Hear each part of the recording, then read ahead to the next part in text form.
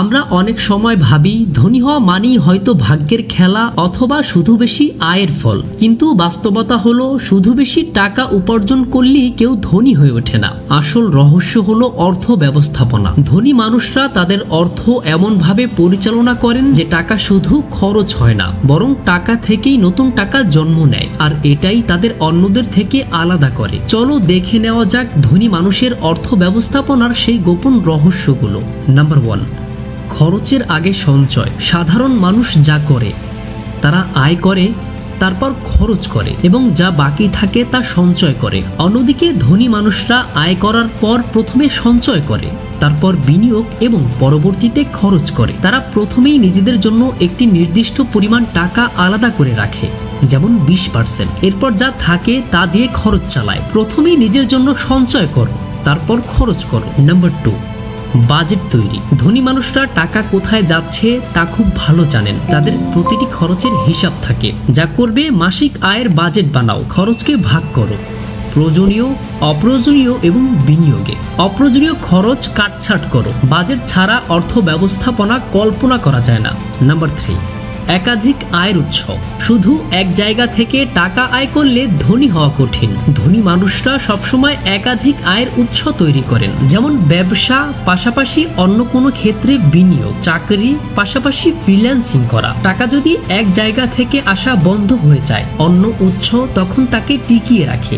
Number 4, বিনিয়োগের কৌশল। ধনী মানুষরা টাকা ব্যাংকে রেখে শুধু সুদের উপর নির্ভর করে না, তারা টাকাকে কাজ করায়। যেখানে টাকা বিনিয়োগ করতে পারো, শেয়ার বাজার, রিয়েল এস্টেট, ব্যবসা এবং মিউচুয়াল ফান্ড। মূল কথা হলো টাকা যেন আরো টাকা বানায়। নাম্বার 5, আর্থিক শিক্ষা। ধনী মানুষরা সবসময় অর্থনৈতিক জ্ঞান অর্জনে সময় দেন। তারা জানেন টাকা কিভাবে কাজ করে। তারা যা করে, ফিন্যান্স বিষয়ক বই পড়ে, এক্সপার্টদের সাথে আলোচনা করে এবং অর্থনীতি ও বিনিয়োগ সম্পর্কে আপডেট থাকে। আর্থিক শিক্ষা ছাড়া ধনী হওয়া প্রায় অসম্ভব।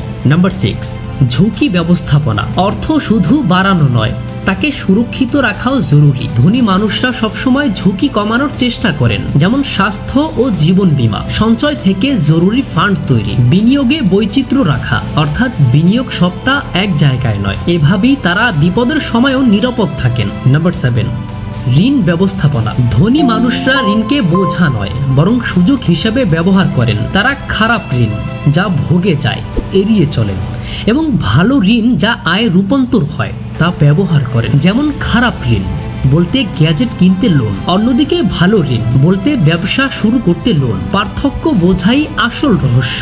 নাম্বার 8, দীর্ঘমেয়াদী দৃষ্টিভঙ্গি। ধনী মানুষরা কখনোই একদিনে ধনী হওয়ার স্বপ্ন দেখেন না, তারা দীর্ঘমেয়াদী পরিকল্পনায় বিশ্বাস করেন। তারা জানেন ছোট বিনিয়োগও সময়ের সাথে বড় হয়। ধৈর্য আর নিয়মিত প্রচেষ্টাই আসল শক্তি। অর্থ ব্যবস্থাপনায় দীর্ঘমেয়াদী চিন্তাই সবচেয়ে বড় গোপন রহস্য। নাম্বার 9, দান ও অবদান। অদ্ভুত শোনালেও সত্য, ধনী মানুষরা নিয়মিত দান করেন, কারণ তারা বিশ্বাস করেন টাকা ভাগ করলে আশীর্বাদ বাড়ে। যা করবে, যা আয় করছো, তার একটি অংশ সমাজের জন্য দাও। এতে তোমার মনও শান্ত হবে, আশীর্বাদও বাড়বে। ধনী হওয়া কোনো একদিনের কাজ নয়, বরং সঠিক অর্থ ব্যবস্থাপনার ফল। যদি তুমি আজ থেকেই এই অভ্যাসগুলো শুরু করো, তবে অল্প সময়ের মধ্যেই তোমার অর্থনৈতিক অবস্থা বদলে যাবে। মনে রেখো, টাকা উপার্জন করা সহজ, কিন্তু টাকা ধরে রাখা আর বাড়ানোই হলো আসল শিল্প।